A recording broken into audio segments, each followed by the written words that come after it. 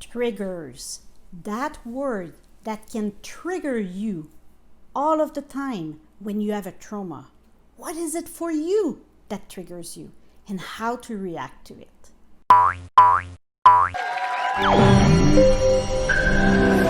Salut, I'm Valérie and I overcame my complex PTSD.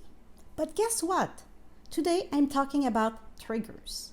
Why triggers? Because when you have a complex PTSD or a PTSD or an OSI or any trauma, something can come and triggers you.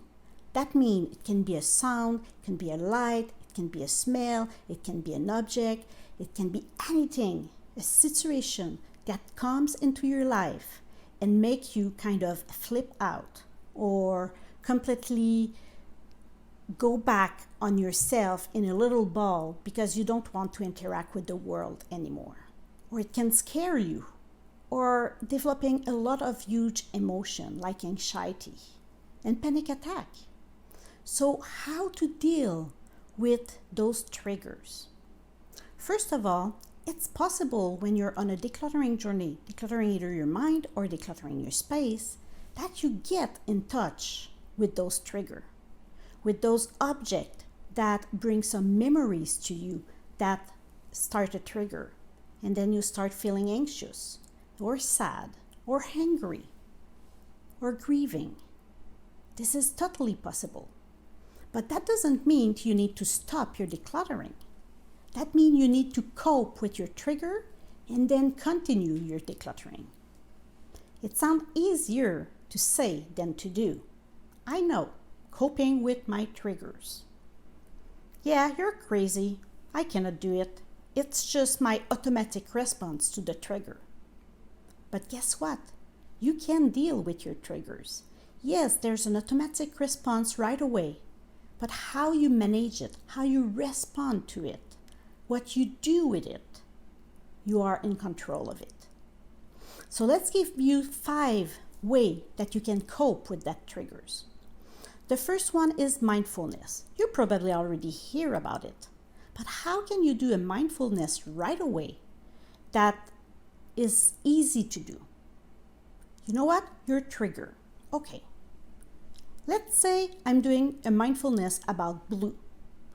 So mindfulness mean to be in the moment, in the present moment. So if my mindfulness is about blue, I will look around myself and try to find all the blue objects that I can find.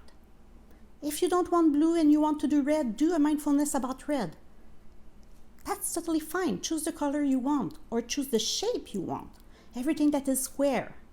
And then you start naming, okay, the frame there, the desk there, and the sheet of paper over there. You try to find everything that is related to the color or the shape that you decided.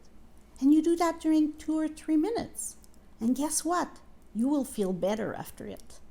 You will feel grounded and your trigger will be gone. So that's the first strategy. The second strategy is what Matt Art Institute call heart-brain coherence. That means you need to align your brain and your heart together. And the easiest way to do it is to put your hand on your heart and take 6 deep breaths while you think about something that you are grateful for. That takes a minute. And guess what?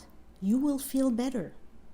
Yes, you will feel better. First time it's kind of awkward, but after 2 times, 3 times, 4 times, 10 times, you kind of right away switch, because instead of having your amygdala responding, you're calming it and you're sending the blood in your mind at others part of your brain. Then the third way to cope is using a crystal. So you can hold a crystal in your hand. There's different crystal with different properties. So choose a crystal that resonates with you. And when you hold that crystal, what happens is the vibration of your body that is all crazy will align with the stable vibration of the crystal. So you kind of just meditate and hold that crystal and be in the moment present. The fourth way to cope is your pets. I'm always talking about it. Yeah, I love my dog Ziffy. He was a huge part of my recovery. So he comes and I'm petting him 5 minutes, 10 minutes, and I'm feeling good and I'm feeling love and I'm feeling that he listened to me. So that switched my mind from my triggers.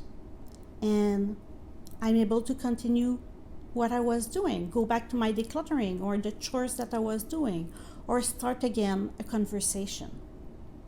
And the fifth way to cope with your triggers is aromatherapy. Yes, I use a lot of essential oils here at home. I put them either in a diffuser or I put some on my wrist or behind my ears or on my neck. But that aromatherapy can completely shift myself. I can be anxious and become calm, or I can be sad and become joyful. So depending on which oil you use, you will have different results. So here's the 5 ways to cope with your triggers: your mindfulness, your heartbreak coherence with breathing, using a crystal, pet therapy, and aromatherapy. So I hope that helps you move past your triggers, because when you will declutter, yes, some triggers will happen and will come. And I want you to be able to stop, do something, and get back to your decluttering. Either we talk about decluttering your mind, decluttering your stress, or decluttering your space. Those triggers will happen, and you're able to move forward and continue your journey of decluttering. And a reminder, you create the life you want. See you in the next video.